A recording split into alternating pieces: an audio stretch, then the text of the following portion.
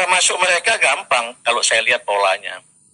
Pertama dikirimkan seorang anak ya yang good looking, penguasaan bahasa Arabnya bagus, hafiz begitu. Mulai masuk, ikut-ikut jadi imam. Lama-lama orang situ bersimpati, diangkat jadi ikut mengurus masjid. Kemudian mulai masuk temannya dan lain sebagainya. Mulai masuk ide-ide yang tadi kita takutkan. Sehingga memang kami, dan saya kira kami sepakat dengan Bapak Menteri Pan-RB juga, untuk mewaspadai sekali bahwa semua rumah-rumah ibadah di lingkungan institusi pemerintah, pengurusnya harus pegawai pemerintah. Tidak boleh ada masyarakat di situ ikut jadi pengurus di sana. Dengan demikian juga penceramah-penceramahnya diambil juga dari mereka-mereka yang kita yakini bicaranya tidak aneh-aneh.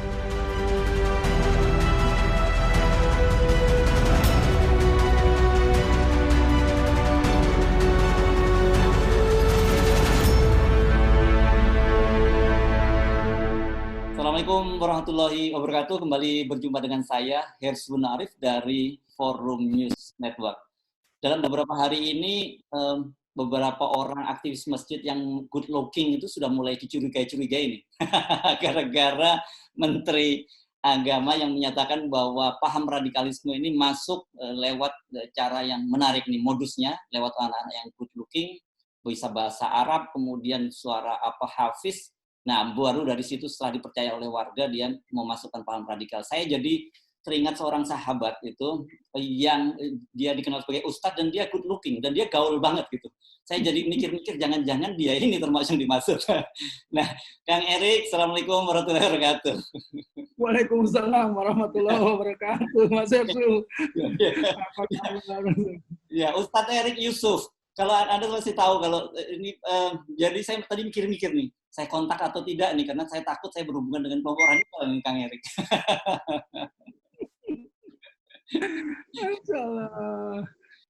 Gimana Kang Erik? Ini kan antum juga di MUI ya, di bidang seni budaya ya. Jadi, dan saya dengar orang-orang MUI udah mulai pada ngamuk-ngamuk semua nih pada Menteri Agama.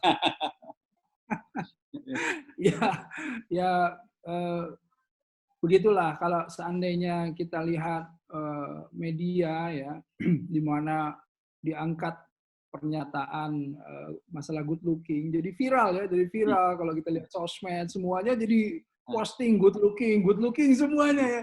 Awal-awal aku juga kurang paham itu ini apa good looking, tapi kemudian ketika di grup ada pembahasan ternyata ada pernyataan dan lain-lain, oh baru tahu arahnya ke sana gitu. Tapi intinya beginilah, tentu kita mesti tabayun, mesti klarifikasi ya. Arahnya bukan ininya, bukan pernyataannya, karena pernyataannya mungkin sudah tersebar ya, dan memang redaksionalnya seperti itu, tapi maksud dibalik dari pernyataan tersebut kita perlu klarifikasi arahnya kemana, dan tentu dengan pernyataan tersebut jadi digoreng sama media dan jadi seru semuanya. Ada yang serius menanggapinya, ada yang kemudian kayak kita begini, ya seru-seruan menanggapinya gitu loh, Mas Ersu. Ini kita termasuk good looking-nya atau termasuk yang God looking itu artinya selokan God. Ada yang good, ada yang God nih, masuk yang kemana, ke God atau ke good gitu. Intinya ke sana lah. Ya, kan menarik selama ini, satu memang Pak Menteri Agama ini kita kenal ketika baru dilantik pun sudah mulai bicara tentang radikalisme. Jadi kelihatannya beliau itu tugas utamanya adalah mengurusi radikalisme gitu. Dan kedua, citranya kan selama ini kalau kita ngomongin kelompok radikal itu kelompok yang berjenggot, kemudian pakai celana cingkrang dan sebagainya gitu ya. Nggak bergaul, jenggotnya hitam kan gitu. Ini jenggotnya jenggot gaul yang ini. Tiba-tiba disinggung soal good looking. Ini kan orang mungkin persoalan bukan good looking, yang jadi persoalan adalah paham radikal yang banyak dipersoalkan. Ya, betul. Jadi intinya begini ya. Kalau saya melihat, tentu masalah radikalisme masalah kita semuanya. Bukan hanya Menteri Agama yang bertugas untuk mengurusi tentang masalah radikalisme, tapi kita semuanya lah, MUI semuanya, kita sendiri, kita juga harus concern terhadap radikalisme. Jangan sampai radikalisme yang memang dimaksudkan radikalisme itu kemudian menjadi satu hal yang dibiasakan atau satu hal yang kemudian permisif orang terhadapnya. Tetapi lain hal dengan seandainya ada tanda petik agenda-agenda lain di balik radikalisme. Nah, inilah yang jadi permasalahan kita semuanya. Jadi kita ingin radikalisme itu sebetulnya didefinisikan saja, Mas Hersu. Ayo, Mas Hersu, definisikan ya radikalisme yang seperti apa dan kita sepakati bersama. Nah, kalau itu didefinisikan dan disepakati bersama antara tentu berbagai lembaga atau pemerintah ya yang kemudian disetujui oleh berbagai ahli gitu, alim, ya tentu kita akan ikut ini patokan. Tapi kalau radikalisme tidak didefinisikan, akhirnya dia menjadi bola liar, Mas Hersu. Artinya yang good looking aja nanti jadi radikalisme kan, dari radikal kan jadi bahaya. Wah, apa yang termasuk radikal? Good looking. Ah, ini jadi masalah. Wah, jadi semuanya harus God tadi, God looking ya. Looking kan susah. Nah, ini concern saya ke sana, Mas. Concern saya ke sana. Okay. Definisikan setelah itu. Jadi kan selama ini kelihatannya ini satu paket ini antara radikalisme, intoleransi, dan kemudian Islam. Ini kan arahnya seperti itu selalu dan kemudian makanya kenapa kemudian orang bereaksi luar biasa sangat keras terutama kalangan umat karena memang selama ini wacana seperti itulah ya sering sekali disuarakan oleh pemerintah terutama dalam hal ini Menteri Agama. Ya, tentu kita harus tidak bisa di blended begitu saja ya tentang permasalahan radikalisme, intoleran, dan kemudian permasalahan Islam. Karena kalau kita ngomong radikalisme yang non-Islam juga kita harus lihat intoleran yang non-Muslim juga jelas. Tapi intinya itu, kita perlu batasan-batasan, kita perlu definisi-definisi agar supaya ini tidak menjadi, kalau di Orba itu pasal karet nantinya kan, subversif aja semua jadi subversif. Nah, kita nggak bisa kembali lagi ke sana. Saya melihat memang kita apalagi di suasana yang masih ada bau-bau suasana yang dahulu ya, di mana saling curiga dan lain-lain, ini seharusnya kita pejabat-pejabat pemerintah ya, semua tokoh-tokoh publik dan lain-lain jangan kemudian memperkeruh suasana. Jadi pernyataan-pernyataan saya kira mungkin agak ditahan gitu ya. Memang kadang-kadang kan orang bercanda-bercanda aja, tapi ketika bercanda ditangkap oleh media gitu, apalagi pejabat publik gitu ya, ini akan menjadi sesuatu yang kemudian bola salju yang akhirnya ada orang yang tadi yang serius menanggapinya, seperti kita lihat beberapa di MUI juga menanggapi dengan secara serius ya, dan kita lihat sudah ada broadcast-an dan lain-lain. Kalau seandainya ini masuk ke dalam sertifikasi dan lain-lain kan jadi permasalahan ke sana. Nah, saya lihat kita mesti melihat ini dengan eagle view, dengan kacamata yang lebih luas lagi. Jangan kemudian masuk bahwa yang namanya intoleran pasti dari kaum muslim, yang namanya radikal pasti dari kaum muslim. Nah, yang radikalnya kalau dulu teroris sudah basi, tidak laku, sekarang yang radikal kalau misalnya kita lihat, wah kalau yang dulu itu dipersonifikasikan atau diimagekan dengan orang bawa ransel, orang yang kemudian berjubah dan lain-lain, itu arahnya ke sana. Sekarang kok digeser ke yang good looking, ke yang rapi-rapi, manis-manis. Ini kayak sinetron ini kalau begitu kan. Kalau kayak sinetron, yang jahatnya, yang nipunya, yang manis-manis gitu. Nah, itu kan bahaya gitu.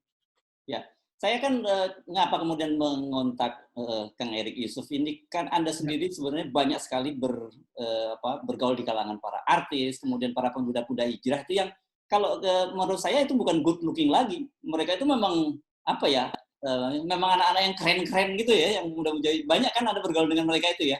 Dan Anda mungkin bisa jelaskan sebenarnya motivasinya apa dan tidak harusnya pada mereka ini kemudian dicurigai oleh pemerintah. Ya, jadi sebetulnya kita tuh sangat gembira ya ketika kita lihat ada gelombang hijrah yang begitu besar, yang kalau dilihat dari mulai hijaber ya, dan kalau majelis taklim kan sudah dari dulu ya, nggak bisa disebut hijrah, itu memang sudah paling mapan. Tapi hijaber lah yang kemudian masuk mulai adalah artis-artis. Nah, artis-artis hijrah ini apa namanya zaman sosmed ini menjadi terekspos. Akhirnya kalau zaman dulu kayak almarhum Gito Loris gitu ya, ini juga artis yang kemudian hijrah tapi tidak terlalu terekspos gitu ya. Ya. Tapi kalau sekarang karena sosmed ini 1-2 ini terekspos dan mereka itu akhirnya berkumpul. Dan ini sebetulnya menggembirakan karena kita lihat mereka itu menjadi panutan banyak orang, idola banyak orang. Ketika enggak, kan artis waktu dulu kan dicitrakan sebagai orang yang kemudian party ya, orang yang senang pesta, orang yang jauh dari agama dan lain-lain. Tapi dengan adanya mereka bersama-sama ngaji, datang ke masjid ya, kemudian membantu secara sosial dan lain-lain, ini kan sebetulnya bagus sekali. Nah, permasalahannya apa sampai kemudian mereka ini kemudian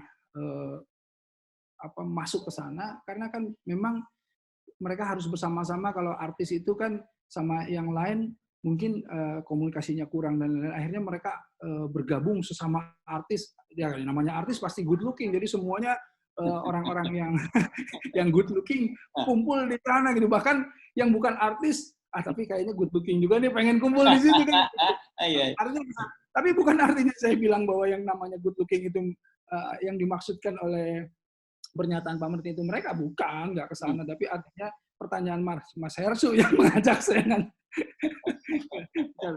Artinya memang kita bergembira dan mereka ini orang-orang yang ikhlas belajar. Nah, ketika belajar, ustadz-ustadznya dan lain-lain kan mereka juga sampai akhirnya mana yang cocok buat pemahaman atau komunikasi dengan gaya komunikasi mereka. Ya, akhirnya dipilihlah oleh mereka sendiri ustadz-ustadz yang kemudian cocok dengan mereka. Nah, itulah kalau saya lihat dan ini bagus. Ustadznya jangan-jangan kemudian dicek lagi nih, sudah satu jamaahnya good looking, kemudian dicek nih ustadznya bersertifikat atau tidak gitu kan, lebih kan. Ya itu dia masalah sertifikasi ya, ini kan masalah kontroversial.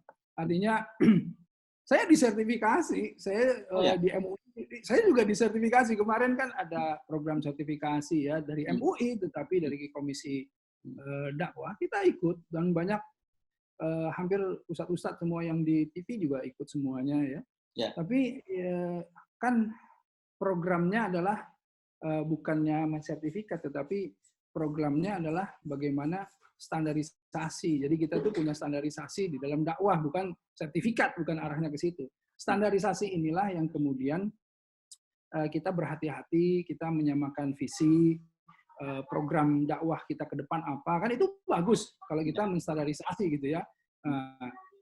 Tentu tetapi yang harus mengeluarkannya lembaga yang kompeten. Ya, MUI ya lembaga yang paling kompeten untuk mengeluarkan itu gitu. Nah, kalau misalnya Kemenak mau mengeluarkan itu, ya harus kemudian berkonsultasi dengan MUI, dan apakah ini memang murni untuk standarisasi tadi, atau tadi yang dikhawatirkan kan itu, yang dikhawatirkan ada agenda-agenda lain di dalam permasalahan sertifikasi. Gitu loh. Oke, tapi jadi saya membayangkan kan orang seperti Anda ini gitu, dikenal sebagai ustadz tapi ustadz gaul kan gitu, punya pesantren IHAKI di mana ya, di Puncut ya, di Bandung. Wah, itu pesantrennya beda banget itu dengan pesantren umum itu ya, harus jagoan medsos semua gitu santrinya kan. Iya.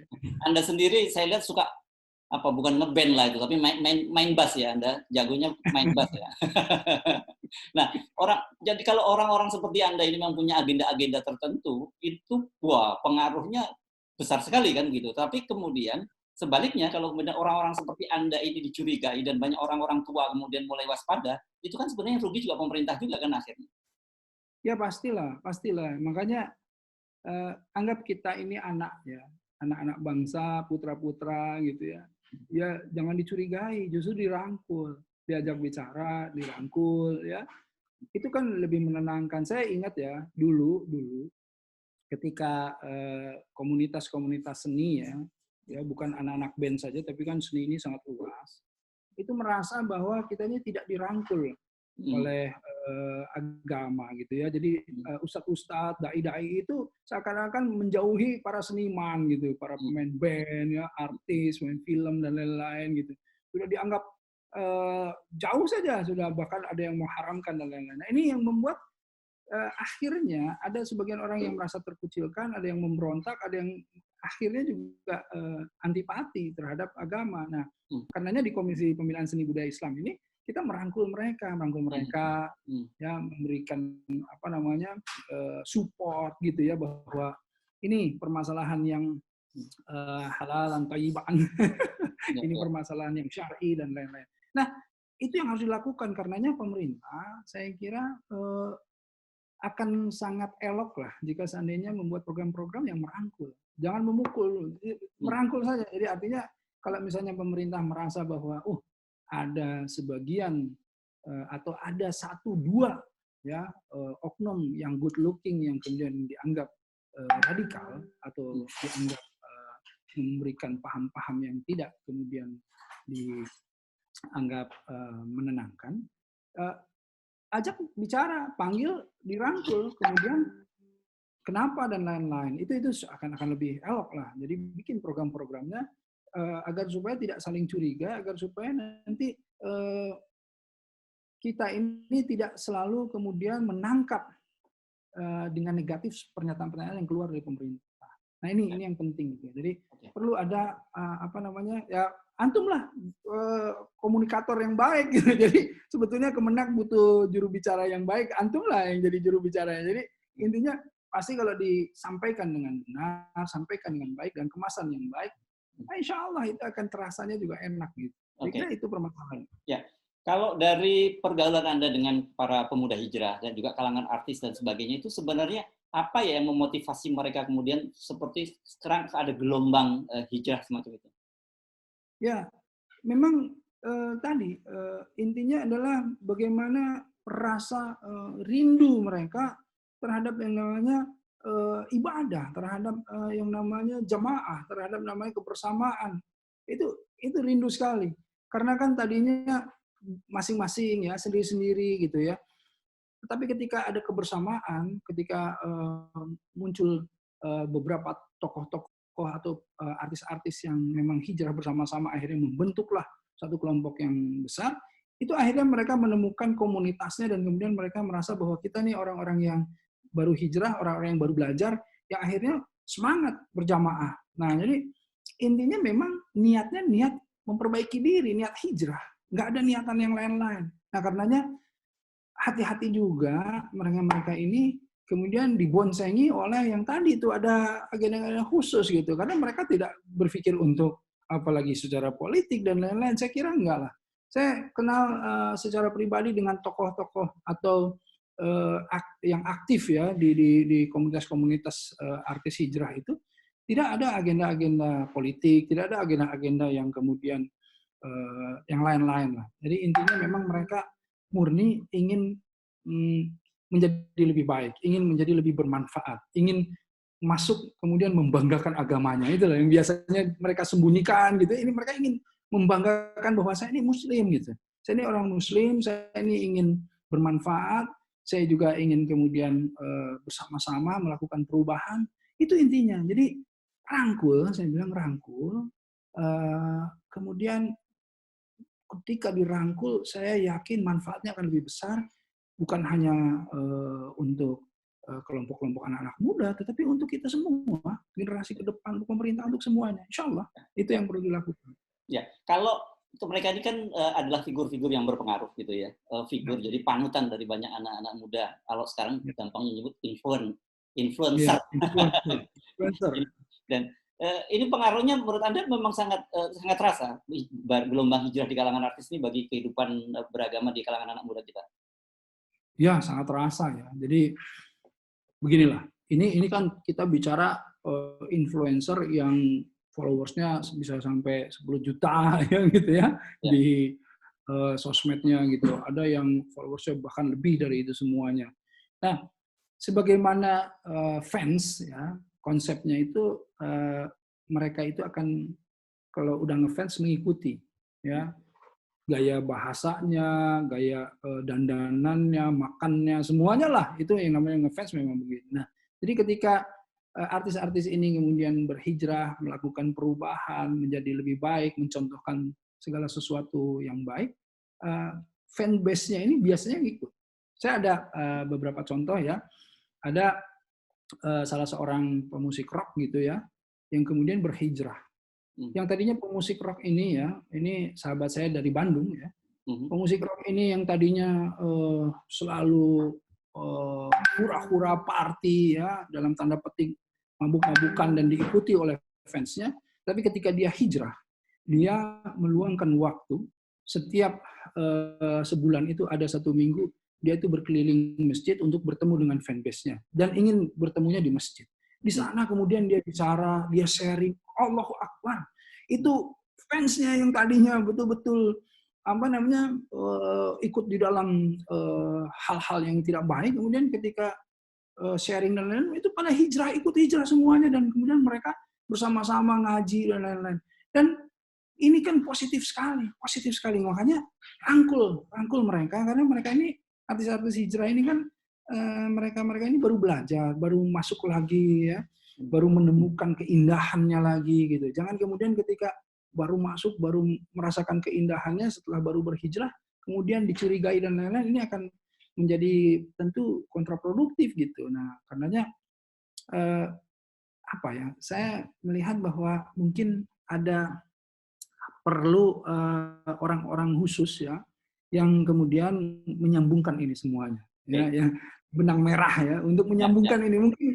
Mungkin cuma masalah ya namanya orang, betul, itu saja masalah zon ya, prasangka dan lain-lain. Jadi ada rencana nggak nih ngajak anak-anak artis-artis yang super good looking tadi untuk ketemu pada Menteri Agama gitu?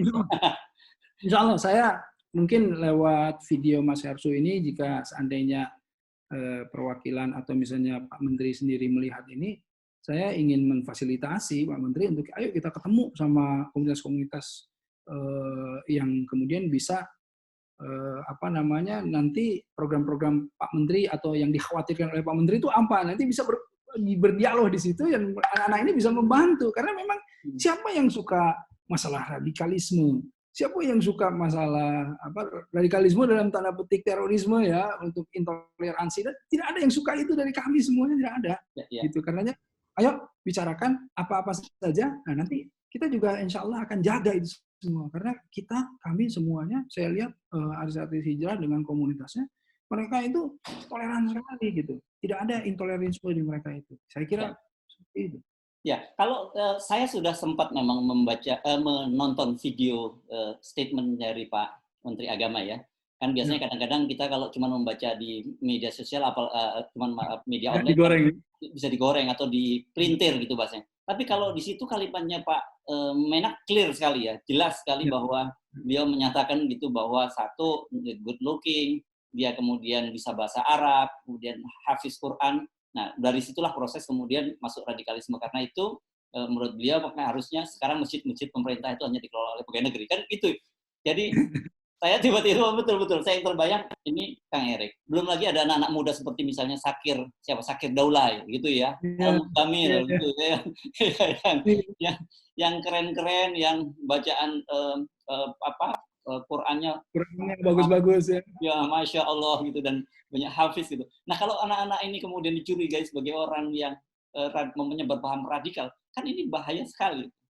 Iya, saya ya tadi mencoba berhusnuzon. Artinya tadi saya bicara sama Mas Hersu bahwa saya ingin tabayun, ingin klarifikasi di maksudnya gitu.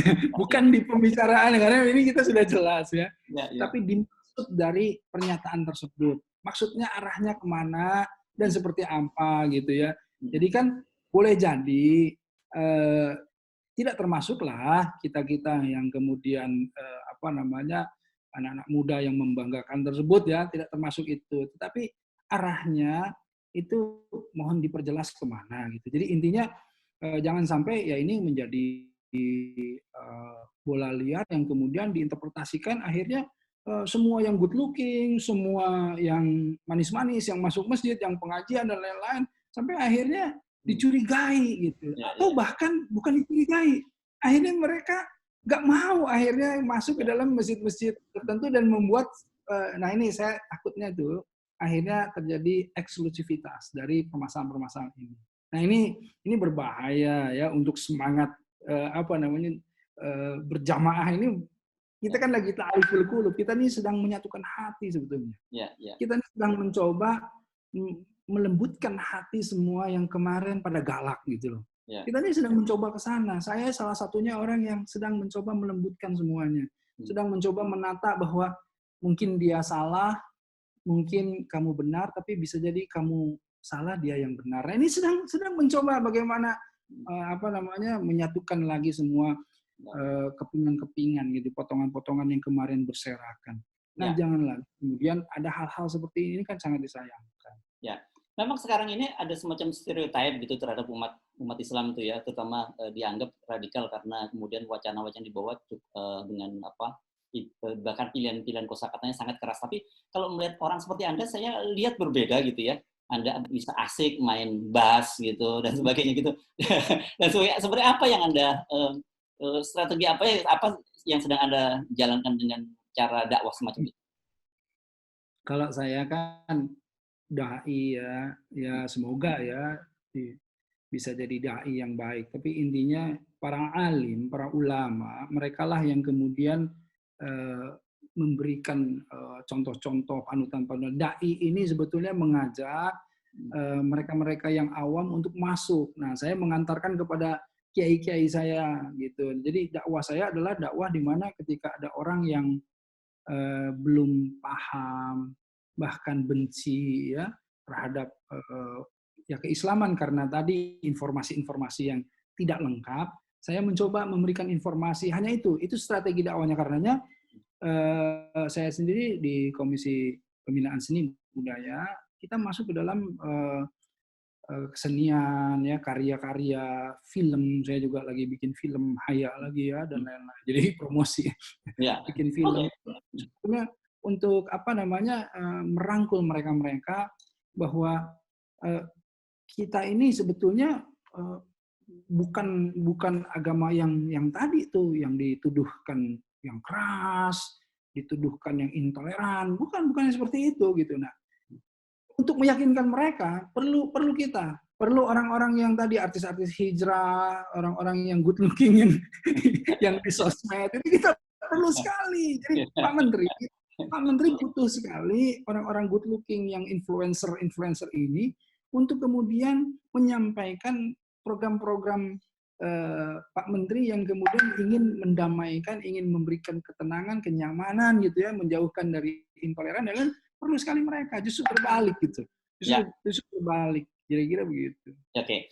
Kalau gitu saya cuma ingin titip pesan aja pada Ustadz Erik dan teman-teman Ustadz Erik kalangan Ustadz Hijrah itu, jangan mengubah penampilan gitu, jangan takut dibilang good looking karena gara-gara dikhawatirkan sebagai orang yang radikal. Saya khawatir kalau tiba-tiba Anda dan teman-teman berubah tampilan karena takut disebut radikal gitu. Itu dia ya. Aduh, ini bolanya bisa sampai ke sana ya. Tapi insya Allah. Semoga dalam beberapa hari atau dalam beberapa waktu ini akan kemudian bisa permasalahannya bisa selesai dan bisa dengan cantik lah. Sabrun jamil lah. Dengan kesabaran yang cantik kita insya Allah akan menemukan hal-hal yang baik. Insya Allah ini satu hal yang kita semua harus belajar ini, melihat pemetaan kembali, reorientasi kembali. Ini sebetulnya ada apa sih? Gitu loh. Sebetulnya kita lagi nggak ada masalah, tapi tiba-tiba loh, kok ada apa sih gitu loh. Intinya ke sana. Ya. Ini karena kita nanti kasihan juga petugas keamanan juga karena harus membuat proses identifikasi baru gitu kalau terhadap orang. Dan ini akan harus dilihat nanti prototipe yang good looking seperti apa nih nanti di setiap masjid itu kan kayak COVID lagi pakai yang suhu itu loh. Waduh ini sulit nanti. Baik, oke, terima kasih hatur nuhun, jazakumullah khairan katsiran. Assalamualaikum. Waalaikumsalam warahmatullahi wabarakatuh.